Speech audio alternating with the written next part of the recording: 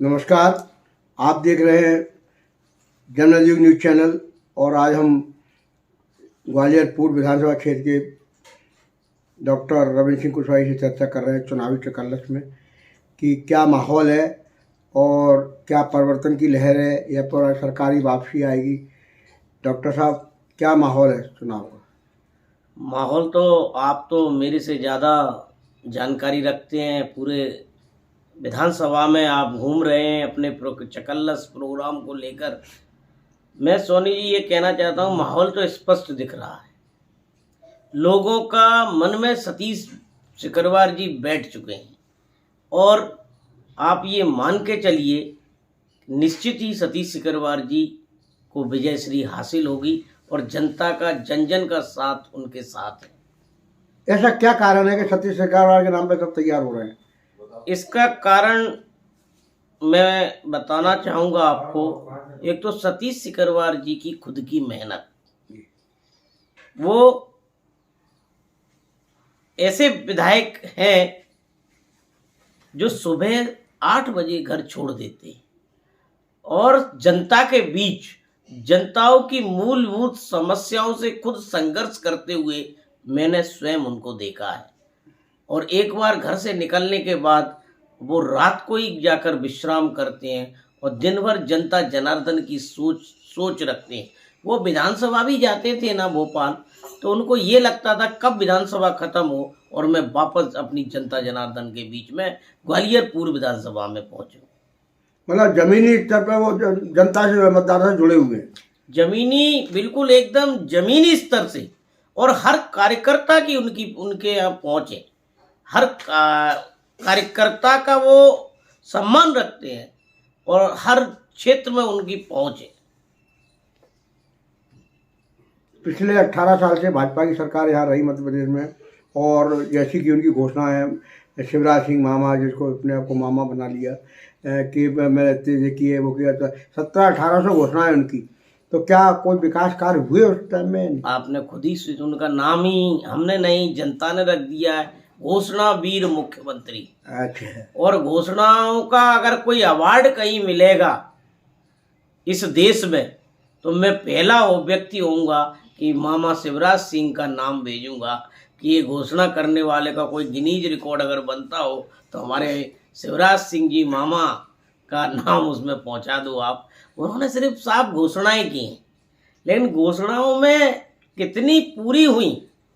घोषणा बैठकर मैं का एसी में सतपुड़ा हिल पर बैठकर मुख्यमंत्री निवास पे कुछ भी बोलूं, कुछ भी मैं भी कह सकता हूं मैं ताजमहल खरीदने जा रहा हूं।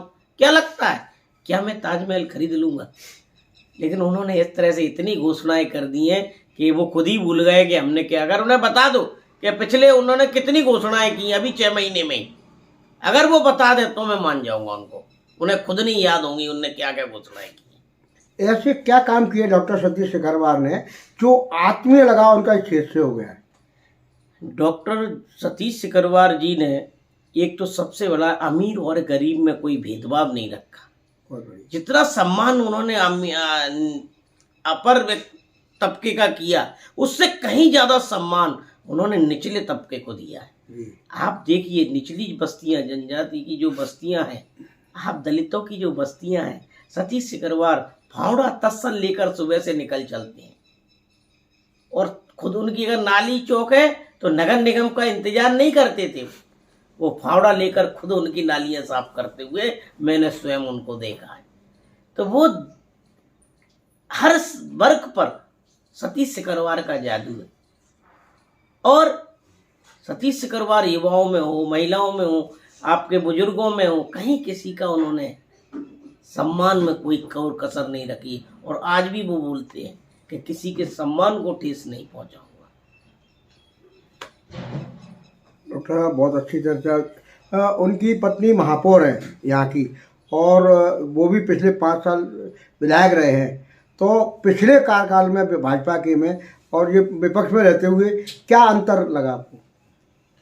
मैंने पहली बार ऐसा देखा है कभी कि सतीश सिकरवार जी की पत्नी हमारी परम आदरणीय भाभी डॉक्टर श्रीमती शोभा सिकरवार जी इतने बड़े उन्होंने काम किए और उन कामों को रुकवाने के लिए सीएम तक ने आपके नगर निगम कमिश्नर को कहा, कह के रखा कि इनकी फाइलों को होने। उसके बावजूद भी मैं पूरे आपको विधानसभा, चाहो तो आप मेरे साथ दौरा कर सकते हो, और चाहो तो छोटा सा नमूना आप हमारे दीनदयाल नगर में देख सकते हो। उसके बावजूद उन्होंने इतने विकास कार्य किए अपने इस कार्यकाल में कि आप देखोगे कि सड़कों के तो जाल बिछा दिए उन्होंने। जहां हो सकती थी सीसी वहां सीसी करी, जहां डामरीकरण होना चाहिए था वहां डामरीकरण किया, जहां जो हो सकता था वो कार्य उन्होंने किए। अगर ये भाजपा सरकार उनको कार्य करने देती खुले मन से, खुले दिल से, खुले हाथ से, उनके कामों में अगर विकास कार्यों में रोड़ा नहीं लटकाती, तो आज इस ग्वालियर पूरब की विधानसभा की शायद तस्वीर कुछ और होती इन 2 सालों में सोनी की। ये सिर्फ भाजपा के जो लोग हैं, उन्होंने, मैं नाम नहीं लेना चाहूंगा, उन्होंने जा जाकर रोड़े अटकाए, फाइलें रुकवाई, फिर भी भाई साहब ने जितना कर सकते थे, मैं आप निकलना कभी भी दौरे पे, जाल बिछा दिए विकास। और अगर सरकार बन गई, कमलनाथ जी मुख्यमंत्री बने, तो मुझे पूरा विश्वास है कि भाई साहब उनकी उसमें मंत्री होंगे, और मंत्री होने के बाद इस विधानसभा में जो विकास की गंगा बहने जा रही है, हम और आप उसका दर्शन लाभ करेंगे। सोनी,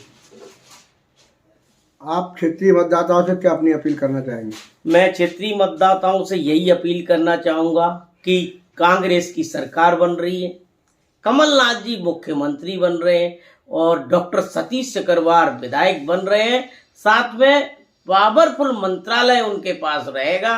तो ऐसी सोच रखकर कि ऐसे वो मतदान करें कि हमारी विधानसभा की गूंज विधानसभा में जबरदस्त गूंज रहे, इतने मतों से उनको जिता के पहुंचाए। भाजपा की जो प्रत्याशी इनके सामने हैं, माया सिंह जी, मामी जी के नाम से जो चर्चित हैं, माधव सिंधिया की मामी जी हैं, तो वो पहले मंत्री रही हैं, सब रहा है। और अभी पिछले चुनाव, महापौर के चुनाव में उनको 7-5 ईयर की वो कैटेगरी में ला करके अलग कर दिया कि चुनाव लड़ने योग्य नहीं है। लेकिन अब भाजपा ने उनको टिकट क्यों दी है? ऐसा क्या कारण रहा होगा?